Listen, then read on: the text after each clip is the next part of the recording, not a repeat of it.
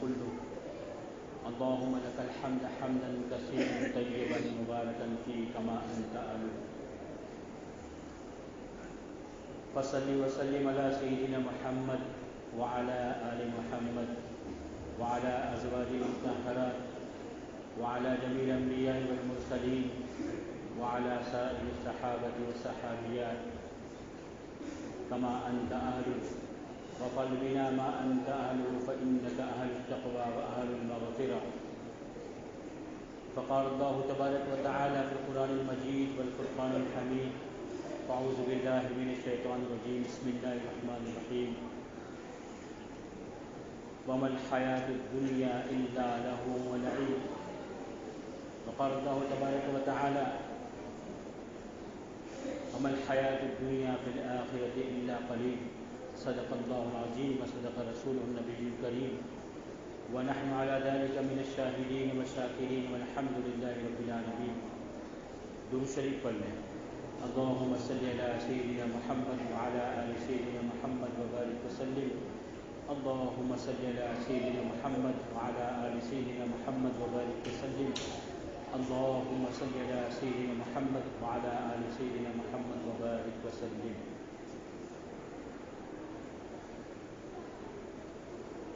میرے محترم دوستوں اور معزز سامعین کرام، زندگی اللہ تبارک و تعالیٰ کی دی ہوئی بہت بڑی نعمت ہے.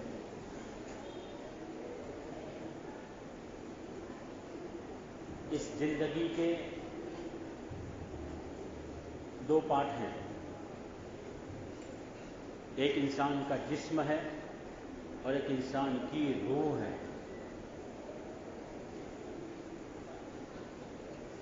جسے سول کہتے ہیں.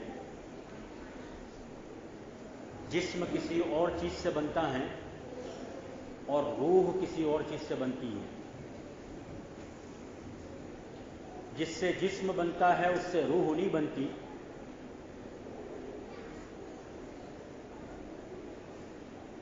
یہ ہماری عقلوں کا دھوکہ ہے. اور دنیا والوں نے دنیا کا ایٹماسفیئر ایسا بنا دیا ہے کہ دنیا کی باطل طاقتیں، دنیا کے غیر، وہی سمجھتے ہیں کہ دنیا کی زندگی یہی ہے، یہی سب کچھ ہے، جو کچھ بھی ہے اسی میں انجوائے کر لو، اس کے بعد کچھ نہیں ہے. مسلمان اس کے لیے پیدا نہیں ہوا. مسلمان کی آئیڈیالوجی کچھ اور ہے. یہ تو اس کا مسافر خانہ ہے،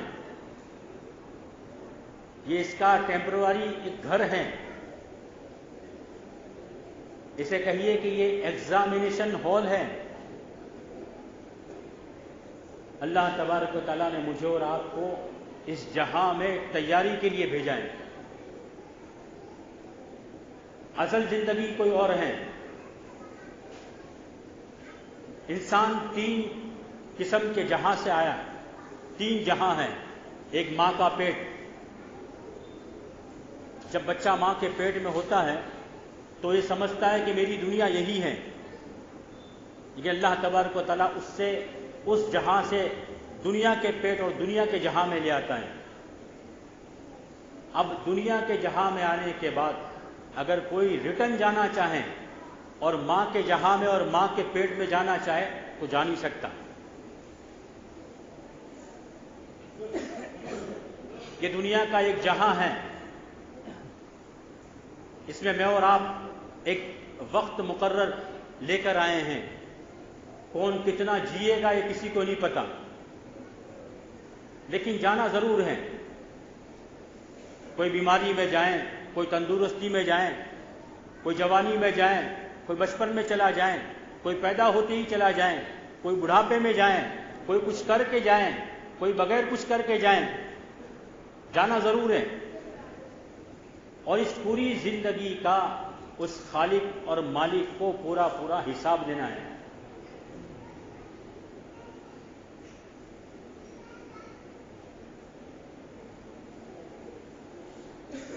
اللہ تعالیٰ فرماتے ہیں قرآن مجید میں حتیٰ اذا جاء احدهم الموت قال رب ارجعون، جب بندے کے پاس موت آئے گی تو بندہ اللہ سے ریکویسٹ کرے گا کہ please give me one chance, golden chance. اللہ پوچھے گا کیا کرے گا؟ قال رب ارجعون، میرے رب مجھے لوٹا دے اس جہاں میں جہاں سے میں آیا ہوں۔ اللہ پوچھے گا کیا کرے گا؟ لعلی اعمل صالحا، میں نے وہ زندگی دھوکے میں گزاری، غفلت میں گزاری، ٹھاٹھ میں گزاری، عیش و عشرت میں گزاری، مال پڑا کا پڑا رہ گیا، تو ایک مرتبہ بھیج دے، سب تیری راہ میں خرچ کر دوں گا۔ میں نے بیوی بچوں کی تربیت نہ کی، ایک مرتبہ بھیج دیں، میں ان کا ایمان بھی بنا کے آتا ہوں، اپنا ایمان بھی بنا کے آتا ہوں۔ میں نے اپنی اس دولت کو اور اس زندگی کو بیکار کی چیزوں میں لگایا، ایک مرتبہ چانس دے دے، میں جا کر دین کی خدمت کروں گا، لوگوں کو دین سمجھاؤں گا، مجھے ایک مرتبہ موقع دے دے۔ میں ساری زندگی صبح سے لے کر شام تک دکان، کاروبار، فیکٹری، چیزیں،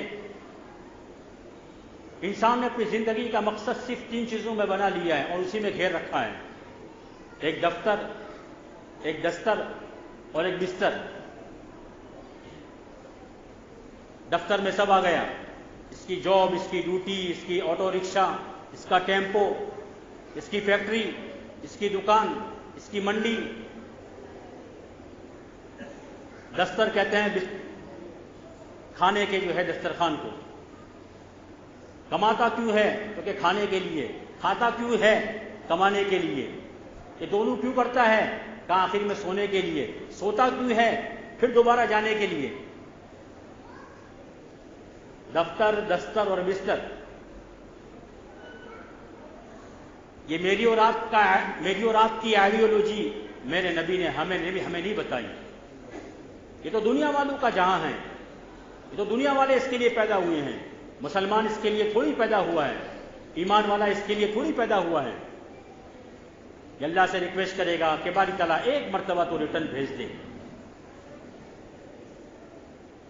اللہ تعالیٰ فرمائے گا کلا، ہرگز نہیں، انہا کلمۃ ہوا قائلھا، یہ تو تیرے منہ کا بکواس ہے، تو جمعہ میں سنتا تھا، اس کان سے سونا نکال دیا۔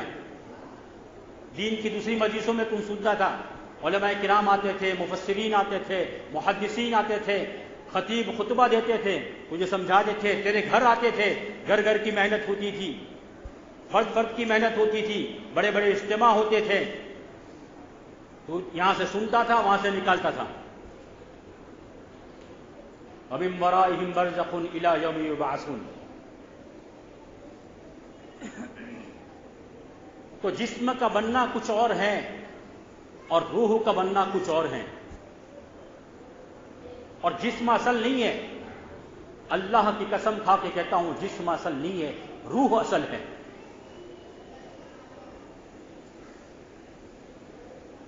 عبد الجبار صاحب گھر میں سوئے ہیں، ان کی زندگی ہے، سانس چل رہی ہے، سانس نکل گئی، جسم تو پڑا ہے، روح نہیں ہے۔ پاس میں بیوی بیٹھی ہے، بچے بھی بیٹھے ہیں، خالہ بھی بیٹھی ہیں، پھوپھی بھی بیٹھی ہے، ماں باپ بھی بیٹھے ہیں، رشتہ دار بھی بیٹھے ہیں، محلے کے سارے لوگ بیٹھے ہیں، مگر عبد الجبار صاحب کا جسم ہے، روح نکل گئی ہے۔ اب اس کی بیوی کہے گی، اس کے رشتہ دار کہیں گے اب ان کی تیاری کرو، موت کا وقت مقرر ہے۔ اذا جاء اجلهم لا يستأخرون ساعة ولا يستقدمون، 1 منٹ آگے نہیں ہوگا، 1 منٹ نہیں، 1 سیکنڈ آگے نہیں ہوگا، 1 سیکنڈ پیچھے نہیں ہوگا۔ ہاں، تیرے مرنے کے بعد تیرے جسم کا کوئی ٹائم نہیں ہے، مر جائیں 2 گھنٹے کے بعد تجھے دفن کر دیں، مر جائیں 6 گھنٹے کے بعد تجھے دفن کر دیں، مر جائیں صبح، مر جائیں شام کو دفن کر دیں، مر جائیں دوسرے دن تک تیرا انتظار کریں تیرے عزیز و اقارب کا۔ وہ تیرے دنیا والوں کا ہے، دنیا والوں کے ہاتھ میں ہے، وہ تجھے کبھی بھی دفن کر سکتے ہیں۔ مگر اللہ کا وقت جب آئے گا تو اللہ روح لے کر جائے گا، موت کا فرشتہ آئے گا، ایک سیکنڈ آگے نہیں ہوگا، ایک سیکنڈ پیچھے نہیں ہوگا، وہ مہلت مانگے گا، اسے مہلت نہیں ملے گی، وہ پیسہ گن رہا ہوگا، اللہ کا بلاوا آیا چلا جائے گا، عورتیں روٹیاں بنا رہی ہوگی، اللہ کا بلاوا فرشتہ لے جائے گا، ماں اپنے بچے کو دودھ پلاتی ہوگی، اللہ کا بلاوا آئے گا، فرشتہ لے جائے گا۔ یہ کسٹمر کے ساتھ سودا کرتا ہے، یہاں اذان کی آواز ہوئی ہے، مگر اسے دنیا اور پیسہ، روپیہ پیسہ، اسے یہ محبوب ہے، اللہ کا بلاوا آیا، اس کے دل میں آیا کہ نماز پڑھ، مؤذن بلاتا ہے، مؤذن کہتا ہے آ جا، حی علی الصلاۃ، حی علی الفلاح، کامیابی اسی میں ہے، یہاں آ جا، مگر اسے کامیابی سامنے کسٹمر میں نظر آتی ہے، یا اس کے ساتھ سودے بازی میں لگا ہوا ہے۔ موت کا فرشتہ آیا، اب اسے نماز کی بھی فرصت نہیں، اب اسے کاروبار کی بھی فرصت نہیں، لے جائے گا اسے۔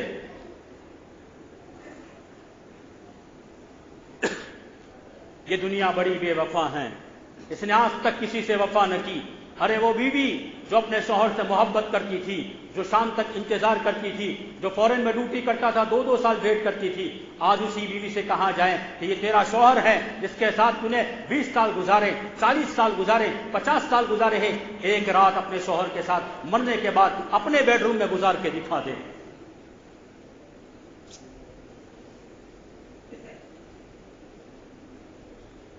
جن بیٹوں کو باپ نے جو ہے ڈاکٹر بنایا، انجینئر بنایا، پروفیسر بنایا، انہیں سائنٹسٹ بنایا، انہیں جو ہے کاروبار بھی دیا، اچھی بڑی بڑی دکانیں دی، مرنے کے بعد یہ بیٹے باپ کے ساتھ بیٹھ کر جو ہے 10 منٹ بیٹھیں گے، 1 گھنٹہ بیٹھیں گے، 5 گھنٹہ بیٹھیں گے، 6 گھنٹہ بیٹھیں گے، پھر کہیں گے رشتے داروں سے اب اس کے جنازے کا اٹھنے کا وقت آیا، اسے لے جاؤ۔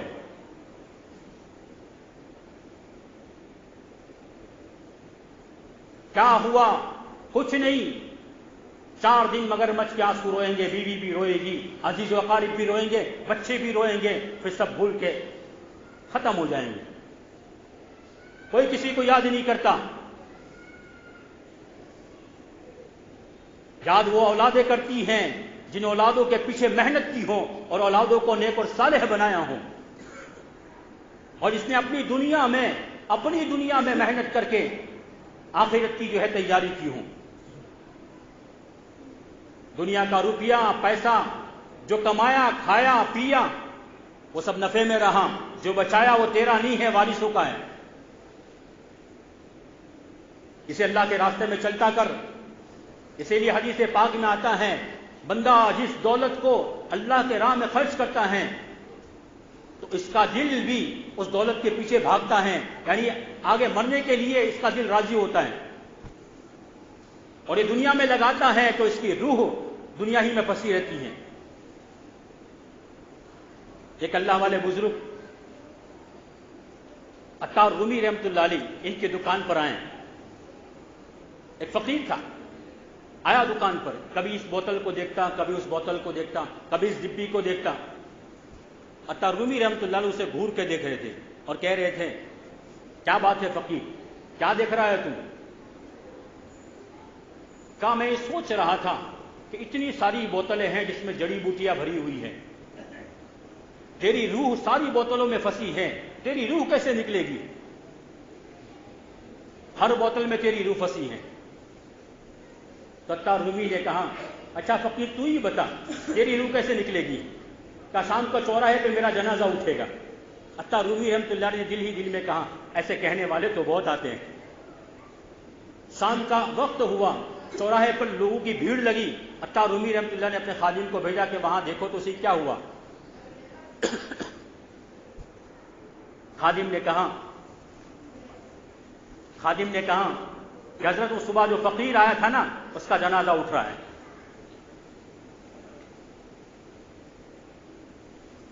آج مجھے اور آپ کو سمجھ میں نہیں آتا، لوگ کہتے ہیں کہ دنیا، یہ روپیہ، یہ پیسہ، یہ اولادیں، یہ بیوی، انہیں اللہ کے راستے میں ڈالو، انہیں دین سمجھاؤ، اپنی دولت کو اور اپنی جوانی کو اور اپنی جسم کو اور اپنی زندگی کو دین کے لیے وقف کرو، دین کے لیے خرچ کرو، ورنہ ایسے کئی کووڈ-19 آتے رہیں گے اور جنازے اٹھتے رہیں گے۔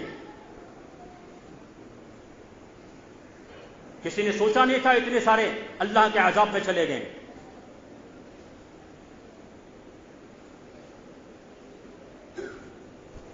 ہارون رشید جو ہے بہت بڑے بادشاہ تھے، اپنی بیگم کے ساتھ سیر و تفریح کے لیے نکلے. بیگم ساتھ میں تھی. بہلول مجنون کو دیکھا کہ مٹی کا سمندر کے کنارے گھر بنا رہا ہے. بہلول نے پوچھا، ہارون رشید نے پوچھا، بہلول کیا بات ہے، کیا کر رہا ہے؟ کیا گھر بنا رہا ہوں. کیا کرے گا اس کا؟ یہ تو ٹوٹ جائے گا. مٹی کا گھر ہے، ٹوٹ کے چلا جائے گا، کوئی ٹھوکر مارے گا ٹوٹ جائے گا. کہا اس کی قیمت ہے، مجھے 1 دینار دے دو. کہا 1 دینار تجھے کیوں دوں؟ کہا یہ گھر دوں گا اور جنت میں گھر کا وعدہ کرتا ہوں. ہارون رشید نے کہا بہلول ویسے بھی دیوانہ ہے، دیوانے کی بات کسی کو کیا سمجھ میں آتی ہے. چلا گیا پیچھے جو ہے زبیدہ بیگم کی ساتھ میں. کہا بہلول کیا بات ہے؟ کہا بیگم صاحبہ گھر بنا رہا ہوں، 1 درہم یا 1 دینار مانگا، مجھے پکا یاد نہیں ہے. کہا دے دو، اس گھر کا وعدہ کرتا ہوں، دنیا میں بھی اور آخرت میں بھی ایک گھر کا وعدہ کرتا ہوں. سودے بازی ہو رہی ہے، سمجھ میں نہیں آ رہا ہے. علم غیب اصل چیز ہے، غیب کی باتوں پہ ایمان رکھنا. ہم نے اللہ کے نبی صلی اللہ علیہ وسلم کو دیکھا نہیں، ہم نے اللہ کے نبی صلی اللہ علیہ وسلم پر اترتی ہوئی وحی کو دیکھا نہیں، ہم نے ہمارے رب کو دیکھا نہیں، پھر بھی ایمان لائے ہیں. اور ہم کہتے ہیں میں مسلمان ہوں، ہم کہتے ہیں میں ایمان والا ہوں. تو عمل کرنے سے کیوں گریز کرتا ہے؟ کیوں اپنی زندگی کو جہنم میں جھونکتا ہے؟ جب ایمان کا اقرار تو کیا ہے، مسلمان ہونے کا دعویٰ خود کرتا ہے، تو اپنی زندگی اللہ اس کے رسول صلی اللہ علیہ وسلم کی جو ہے حکموں کے مطابق، ان کے فرمان کے مطابق کیوں نہیں چلاتا؟ زبیدہ نے جو ہے پیسے نکال کے دیے. بات آئی گئی ہوئی، رات ہارون رشید سوئے تھے، زبیدہ بھی سوئی تھی. ہارون رشید نے خواب دیکھا ایک بہت بڑا محل بنا ہوا ہے، ہذا قصر زبیدہ. ہارون رشید اٹھے اور گئے اس محل کی طرف. داروغہ نے روکا، کہا کہاں جا رہے ہو؟ کہا محل کے اندر مجھے جانا ہے. سبز موتیوں کا محل بنا ہوا تھا، ہیرے اور موتی جڑے ہوئے تھے. داروغہ نے کہا کہ جا نہیں سکتے. کہا میں جاؤں گا. کیوں؟ کہا یہ تمہاری بیگم کا گھر ہے. کہا بیگم تو میری ہے. تو داروغہ نے کہا کہ وہ اس جہاں میں چلتا ہے کہ بیوی کا مال ہو تم لے لو، اس جہاں کا قانون کچھ اور ہے. اس جہاں کا قانون کچھ اور ہے جس سے تم آئے ہو، اس جہاں کا قانون کچھ اور ہے. یہاں تو پہلے تمہاری بیگم جائے گی، اس کے بعد چاہے آپ چلے جائیں. آنکھ کھلی، بھاگتے ہوئے اسی وقت آئے سمندر کے کنارے. دیکھا بہلول کو. کہا بہلول کیا بات ہے؟ سودا کرنے آیا ہوں. کہا کس چیز کا؟ کہا جنت میں گھر کا وعدہ. یہ لے پکڑ پیسے. تو کہا نا اب نہیں. کیا بات ہے؟ کہاں جمیع ارادک کلھا، تیری پوری سلطنت چاہیے اب. ما قصوریہا ما کنوزیہا، تیرے سارے محل چاہیے، تیری ساری دولت چاہیے تو وعدہ کرتا ہوں. کہا بہلول کھسک تو نہیں گئی تیری؟ ہم سے درہم، ہم سے دینار. کل تو 1 درہم اور 1 دینار کی بات کر رہا تھا، اور آج؟ تو کہا امس بلا رویتن والیوم برویتن، کل بن دیکھے سودا تھا، آج دیکھ کر سودا کر رہے ہو. وہ زبیدہ بازی مار گئی. زبیدہ لے گئی، جھٹکے میں لے گئی. اسے کہتے ہیں علم غیب. اللہ والے جو کہتے ہیں کہ اپنی دولت کو نچھاور کرو، ارے اپنی اولاد پہ پیسے خرچ کرنا یہ بھی جو ہے صدقہ ہیں. مسجدیں بنتی ہوں اس میں پیسے لگائیں، مدرسوں میں خرچ کریں. کل قیامت کی قبر میں کام آئیں گی یہ ساری دولتیں. دنیا میں بھی لوگ تمہیں یاد کریں گے اور آخرت میں بھی یاد کریں گے. ایک واقعہ یاد آیا اچانک، وقت بھی ہو چکا ہے، بات ختم کرتا ہوں. امیر بلخ اس نے اعلان کیا کہ میری بادشاہت میں اور میری سلطنت میں جو رہنا چاہتا ہے وہ ٹیکس پے کرے. اور ٹیکس بھی بہت تگڑا ٹیکس لگایا. جو ٹیکس دے گا وہ رہ سکتا ہے، جو ٹیکس نہیں دے گا وہ چلا جائے۔ لوگ پریشان تھے کہ کئی سال محنت کریں گے تو بھی ٹیکس ادا نہیں کر پائیں گے، کیا کریں؟ آپس میں سر جوڑ کے آپس میں مشورہ کر رہے تھے کہ کیا کریں، کوئی تو راستہ نکالیں، یہاں سے ہجرت کر نہیں سکتے، کاروبار ہے، گھر ہیں، بیوی بچوں کو جو ہے یہاں سیٹ ہو گیا ہے۔ کسی نے کہا ہرات میں ایک عورت ہے، اس کے پاس چلتے وہ اس طرح کی مدد کرتی ہے۔ یہ قافلہ گیا ہرات، اس عورت کے پاس گئے، پردے کے پیچھے بیٹھ کر اس عورت سے بات کی، اس عورت سے بات کی، کہا کیوں آیا ہوں؟ کہا امیر بلخ نے ہم پر زبردستی ٹیکس عائد کیا ہے، we could not afford، ہم اسے برداشت نہیں کر سکتے، ہم وہ پے نہیں کر سکتے، ہمارے پاس اتنی استطاعت نہیں ہے، ہماری طاقت نہیں ہے کہ ہم وہ پے کریں، اور کہا ہے کہ نہیں ادا کر سکتے ہو تو چلے جاؤ، ہم آپ کے پاس امید لے کر آئے ہیں۔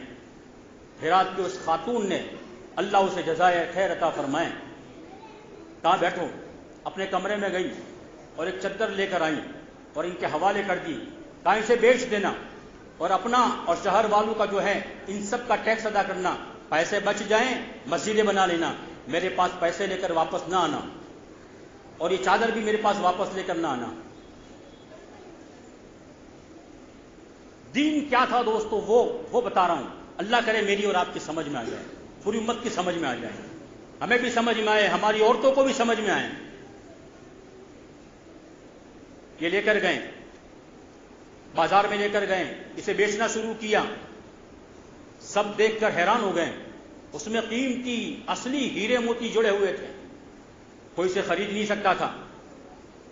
لوگوں نے ایک مشورہ دیا کہ یہ تو بادشاہ ہی خرید سکتا ہے اور کسی میں اتنی طاقت نہیں ہے، تو یہ لے کر گئے بادشاہ کے پاس، کہا بادشاہ سلامت، یہ ہم لائے ہیں چادر، آپ اسے خرید لیں اور آپ کا جو ٹیکس کا پیسہ ہے وہ رکھ لیں، بقیہ پیسہ ہمیں واپس دے دیں۔ بادشاہ نے کہا آخر اتنی بڑی قیمتی دولت اور اتنی بڑی قیمتی چادر آپ کے پاس آئی کہاں سے؟ تو کہا ہرات میں ایک عورت ہے، اس نے ہمیں ہدیہ کیا اور اس نے کہا کہ تمہارا کام اس سے ادا کر لینا۔ تو بادشاہ کو شرم آئی، کہا ایک رعایا ہو کر اتنی فیاضی کرے اور اتنی سخاوت کرے اور اپنے آخرت کے لیے اتنا سارا مال ذخیرہ کریں، میں تو بادشاہ ہوں دنیا کا، تو میں اپنی رعایا اور مخلوق پر رحم نہ کروں، یہ کیسے ہو سکتا ہے؟ کہاں جاؤ تمہارا ٹیکس میں نے معاف کر دیا۔ ان کا تو ٹیکس معاف ہو گیا، کام ہو گیا، اب ایمان آیا، اب ایمان آیا، کیا کریں؟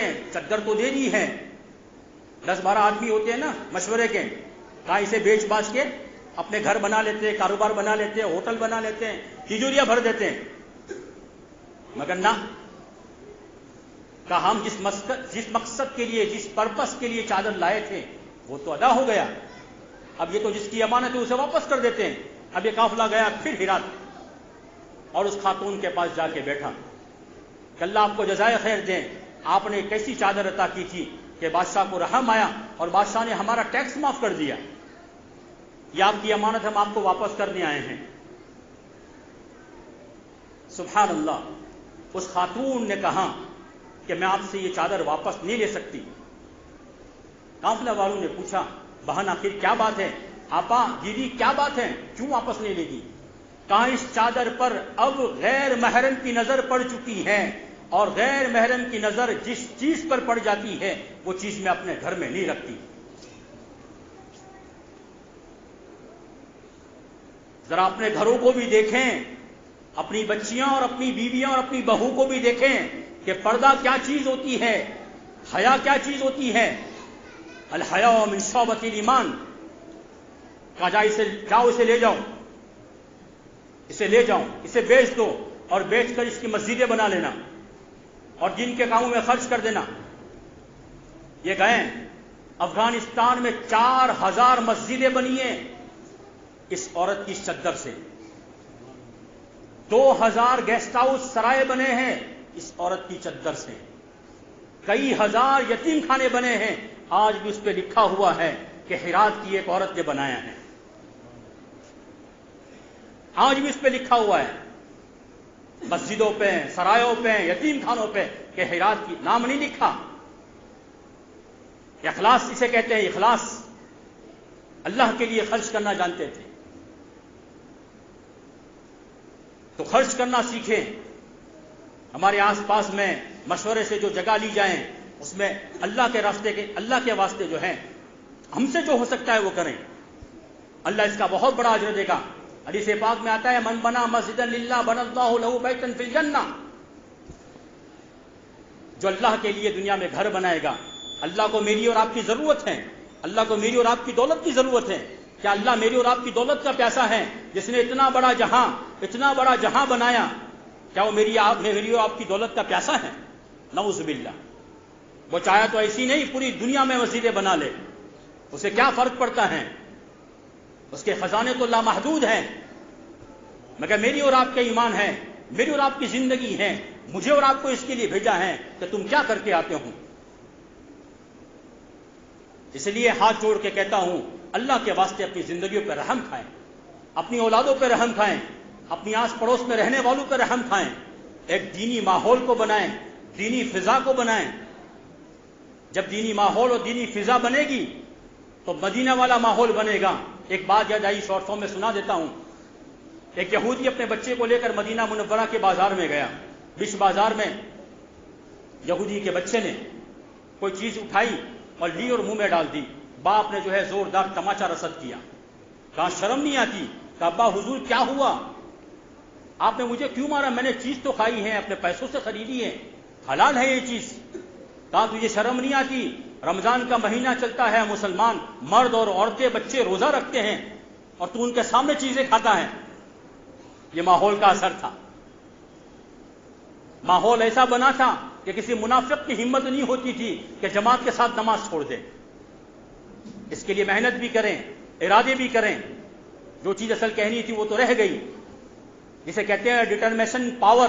انشاءاللہ پھر کبھی موقع ملے گا جو ہے اس پر تذکرہ کریں گے. اللہ تعالیٰ جو ہے کئی سنی باتوں پر عمل کی توفیق نصیب فرمائے. سنت پڑھیں.